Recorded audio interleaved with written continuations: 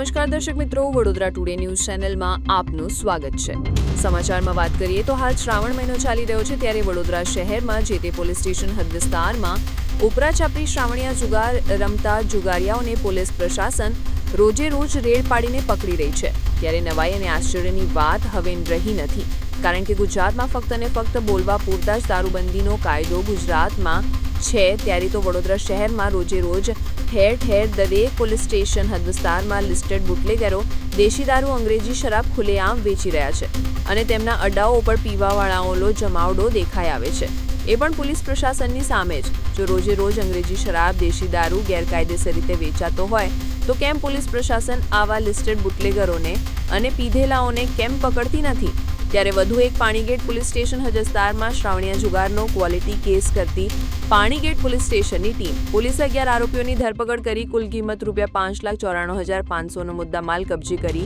આરોપીઓ વિરુદ્ધ જુગાર ધારા કલમ મુજબ ગુનો દાખલ કરી કાયદેસરની કાર્યવાહી કરવામાં આવી। શ્રાવણીયા જુગાર રમતા જુગારીયાઓને પકડવામાં વધારે ગર્વ થાય છે એવું લાગી રહ્યું છે, પણ રોજે રોજ દેશી દારૂ અંગ્રેજી દારૂ ગેરકાયદેસર રીતે વેચાઈ રહ્યો છે અને પીવાઈ રહ્યો છે, ત્યારે એવા તત્વોને પકડવા માટે ઢીલાશ કેમ રાખવામાં આવે